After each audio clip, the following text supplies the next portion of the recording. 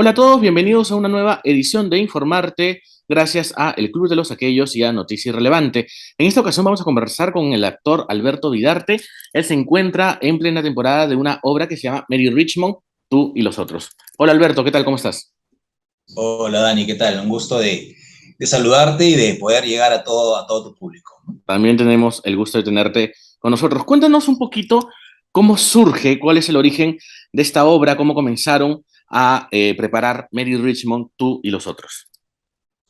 Bueno, Mary Richmond es una obra de un dramaturgo, Mary Richmond, Tú y los Otros, es una obra de un dramaturgo peruano que es Paul Ceballos, basada en la vida y obra de Mary Richmond, que fue una pionera del trabajo social norteamericana, ¿no?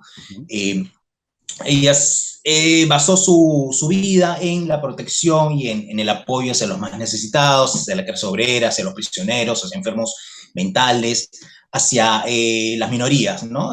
Detestaba la explotación, el abuso y era una filántropa de primera, pues, ¿no? Incluso creó una escuela de filantropía aplicada en Nueva York, la primera escuela de trabajo social de Nueva York, ¿no? Bueno, y a raíz de esta historia que escribe Paul Ceballos es que al director Luciano Castro se le ocurre llevar la vida de esta pionera del trabajo social a las tablas, ¿no? Él hace teatro esporádicamente y en este caso le pareció que era una vida interesante que poder expresar y que poder hacer conocida al público peruano, ¿no? Aparte de la vida de Mary Richmond, es muy emocionante, no es una trabajadora social, pero que también se ve todo la lucha interna, emocional, ¿no? Porque dentro de la obra hay un psiquiatra que va narrando los pasajes de la vida de Mary, ¿no? Con ella al costado. Entonces, es como que una terapia, digamos, ante el Mira, público que es la que se ofrece dentro de la obra, ¿no? Y interesante. bueno, como sí, la obra, bueno, dentro del proceso está la capacitación que tuvimos con Viviana Travi, que es una especialista en la vida y obra de Mary Richmond.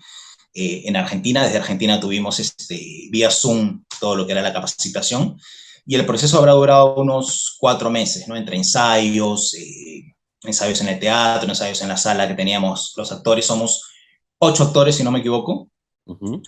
que pasamos por la vida de Mary Richmond a lo largo tuvo 60 y tantos años de vida, ¿no? Porque murió en el 1921, eh, aproximadamente a los 63, 64 años. Bueno, relativamente joven. Sí, bastante joven, ¿no?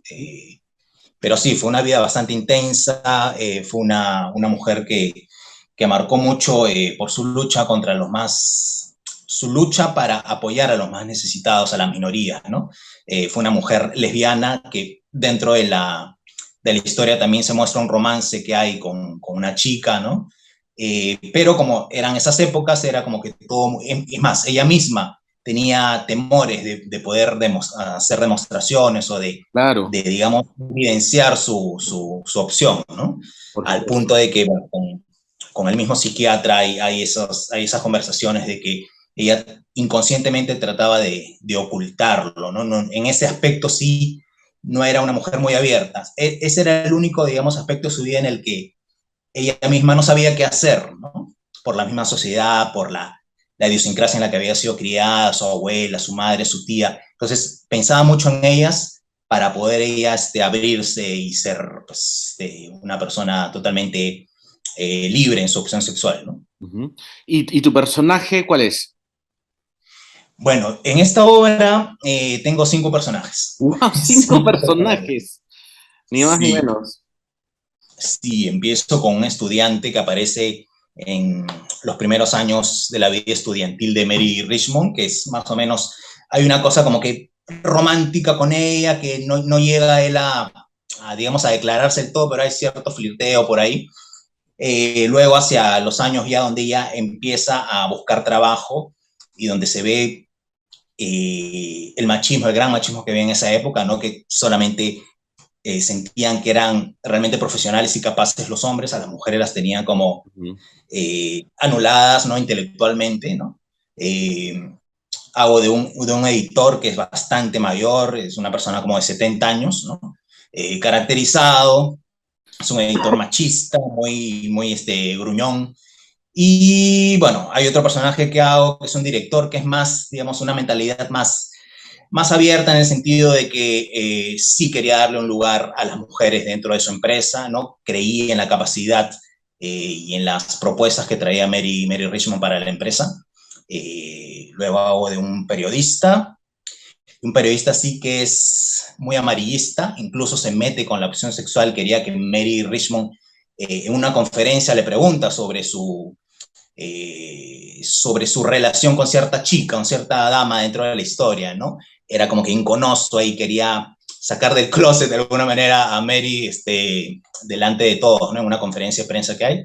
Y hago de un político que trata de aprovechar cuando ya Mary llega a un cierto estatus de popularidad, ¿no? De que era querida por la gente, por sus obras, trata de aprovechar de alguna manera esta popularidad de Mary para beneficios propios, ¿no? Es un político un poquito corrupto, se podría decir. Entiendo, perfecto. Una de las cosas interesantes del teatro, y tú lo sabes bien, es cómo puede dialogar con la realidad, ¿no? Y cuestionarnos mucho de lo que vivimos. ¿Qué aspectos consideras de la obra nos dicen mucho de lo que todavía estamos viviendo, ¿no? Porque quisiéramos vivir todos en una coyuntura, en un contexto en el que ya no hayan Mary Richmonds que sean acalladas o que sean perseguidas o que sean cuestionadas, pero todavía tenemos bastantes rezagos al respecto. Sí, todavía. Justo lo comentábamos con los actores que participaban dentro de la obra también, ¿no? Que sí han habido avances, si bien es cierto, no tenemos eh, no llegamos a esos extremos de hace 100 años atrás, ¿no? Pero todavía hay digamos, ciertas cositas que se mantienen, pues, ¿no? En lo que es la igualdad para la mujer, en ocupar cargos, en ganar tanto o más que un hombre, ¿no? Siempre hay ese tipo de prejuicios. Ahí es mujer, entonces, de repente va a ser muy emocional para ciertas cosas, no conviene para este tipo de puesto, ¿no? En cambio, un hombre es más objetivo, es más radical, no se va mucho para ese lado, emocional, entonces puede tomar decisiones más, ¿no? Más en frío. Son cositas que todavía vemos, pues, ¿no? Cuando se trata de elegir entre un hombre y una mujer, ¿no? Ahora, en esta obra sí se ve algo que cuando empezamos a leerla era, porque es basada igual en cosas documentadas, ¿no? En hechos reales. ¿A qué punto en ese momento se denigraba a la mujer? Que muchas instituciones, mucha gente de poder, ¿no? Decía que el que una mujer se instruya, que se capacite, que ingrese a una universidad, la debilitaba internamente, físicamente, que le quitaba posibilidades fisiológicas, que atentaba contra su salud. Entonces, es muy, cosas muy absurdas, ¿no? Y se decía tanto que era una cosa, pues, que se volvía masiva y que la gente ya tenía como, ya ni siquiera como leyenda, sino como que algo ya confirmado. Oye, si empiezo a estudiar, mi órgano reproductor no va a poder tener, no va a poder funcionar para tener hijos más adelante, voy a ¡Wow! quedar estéril. Entonces, y eran gente, esas ideas las metían gente muy poderosa, gente muy preparada, gente con, digamos que en vez de ayudar, hacían que pues la desigualdad fuera más grande, ¿no? Sí, sí, por Entonces, supuesto. Justo ayer fui a ver una obra que se llama Escenas de un... Ay, se me fue el nombre. Escenas de una ejecución. Y trata justamente de ya, una artista en la que ella proclama, ¿no? Que tiene que ser consecuente consigo misma para poder ser feliz y para poder ser contraria al poder. Y ahora que mencionas todo esto, me hace pensar justamente eso, ¿no? Que ya sea desde el ámbito artístico, desde el ámbito sindical o social, el poder siempre está tratando de acallar o tratando de coaccionar estos sí, intentos de individualidad o de búsqueda por la verdad o de los derechos de los demás, ¿no? Y en ese sentido claro. el teatro es una fuente, justamente un refugio de eso. Sí, pues sí estaba, y era un psicosocial, ¿no? Porque incluso llevaban a médicos expertos y los médicos decían, sí, si la mujer estudia o si esfuerza su cerebro en cultivarse, en llevar un curso u otro, se debilita internamente sus órganos sexuales. y una serie de cosas que uno las lee y dice, oye, qué absurdo esto, y la gente las llegaba a creer, ¿no? O si la mujer estudiaba, o si la mujer era soltera, se le veía mal, ¿no? Era una mujer, digamos, que se le veía promiscua, una mujer casi de la vida fácil, no sé. No podía ser ni soltera ni estudiante porque te veían mal, o sea, tenías que estar casada y no estudiar, ¿no? De hecho, me recuerda mucho, por ejemplo, hace poco en la pandemia hemos vivido y todavía seguimos viviendo periodos de desinformación y de posverdad en el cual nos decían, por ejemplo, que este, el agua racimada o la hidroxicloroquina te podría prevenir de una enfermedad como el COVID y estamos rodeados, ¿no? De mitos y de falsas verdades, además. Eh, Y sí, pues eso es todavía. muchas veces, ¿no? Digamos, la evolución, ¿no? Ujú. Y en el Pero caso, por aquí ejemplo, era, en el caso de esta obra, basada claramente en hechos reales, ¿se ha ficcionado algunas partes o todo está de acuerdo a la vida? y todo está de acuerdo a la vida, está documentado, bueno, el director ha tenido, sí, a bien cuidar mucho esas escenas, digamos, de encuentros lésbicos, ¿no? Porque no quería, a diferencia de otras obras que tú has podido ver, en las que he participado, donde todo es muy explícito y de repente muy crudo, él sí es de un estilo más conservador, de llevarla por un lado sugerente, no más que evidente, ¿no? Pero obviamente el público se da cuenta, ¿no? De hacia dónde va el tema, ¿no? ¿Y cómo, Eh, y cómo sí, sí. cómo ha reaccionado el público justamente ante estos temas de medio y ritmo que, te soy completamente honesto, yo no sabía casi nada de ella hasta que me has comentado. Me imagino que por, muchos también por primera vez se escuchan hablar de ella. Claro, claro. Es más, muchos profesionales del trabajo social, de la psicología, la tienen como referencia, pero no saben mucho de su vida. Entonces, pensaban que iban a ver la vida de Santa Rosa de Lima, ¿no? Sus obras, sus milagros. Y cuando ven que es una persona, una mujer normal, que puede querer a alguien de su mismo sexo o a alguien del sexo opuesto o lo que sea, se dan cuenta de que, bueno, así como tiene obras, también tiene una vida íntima, que es independientemente de lo bueno o lo malo que pueda hacer, ¿no? Como persona, ¿no? Eso nos Y sí, sí, pasa, perdón, te muchos interrumpí. han visto esto, pues, ¿no? No sabía que ella tenía predilección por las mujeres, ¿no? Pensaba que, bueno, era una solterona, qué sé yo, pero sí, a lo largo de su vida tiene como que dos parejas, ¿no? Mujeres termina con una de ellas, o sea, termina su vida con una de ellas, pero sí, sí tenía digamos, ella misma se había impuesto no exteriorizarlo, no hacerlo público, ¿no? Claro, Por claro. cuestiones Y estaba en su derecho, culturales. además.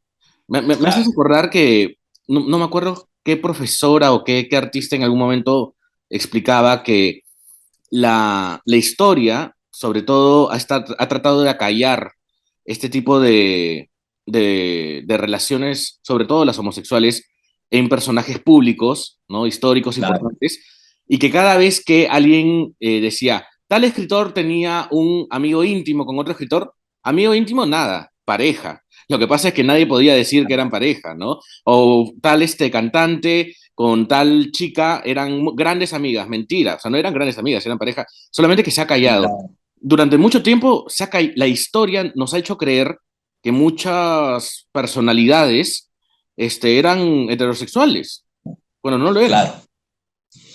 Y sí, y ese era, digamos, cuando estábamos viendo qué tanto se iba a hablar en ese aspecto de ella, Ujú. había mucha discrepancia, ¿no? Con la dirección, porque pensaban que iba a ser de repente un poquito hasta chocante, y al final, bueno, como te decía, muchas personas pensaban que iban a ver una vida de una santa, ¿no? Pero ven que también es una persona real y por ahí como que entienden, oye, bueno, de repente me hace un poquito chocante que me haya enterado que era una mujer lesbiana, pero eso no le quita todo lo demás que pudo hacer, ¿no? O sea, no tendría por qué interesarnos, ¿no? Entonces, Para es nada. como que, pero tienes que en ese momento, o sea, ves la reacción del público y te das cuenta que sí, sí hay cierta, como que, cierto choque, ¿no? Cierto como que te pega un poquito, oye, pero pensaba que no iba por ahí, su vida, ¿no? Ujú.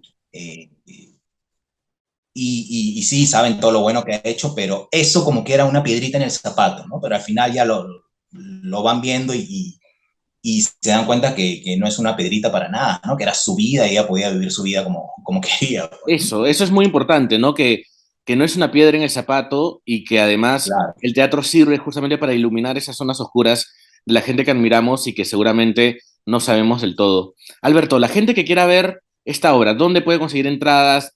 ¿Dónde la está montando? ¿En qué horarios? La, la obra se está presentando los lunes y los martes. Estamos todos los lunes y martes hasta el 1 de noviembre en el Teatro Auditorio Miraflores a las 8 de la noche. Pueden buscar la obra por Joinas y por ahí comprar las entradas. Hay algunas fechas que sí están como que copaditas, Ujú. tendrían que ver ahí cuáles fechas están disponibles. Y va a haber una función matinal el 24 de octubre, Ah, qué que va bien. a ser a las 4 de la tarde. A las 4 Ah, de la tarde. buenísimo. Perfecto, Alberto. Que le siga yendo bien a la obra entonces y que sigan los proyectos. Oye, gracias, gracias. Muchos éxitos para ti. Felicitaciones por el Igualmente. programa. Gracias. Hasta luego.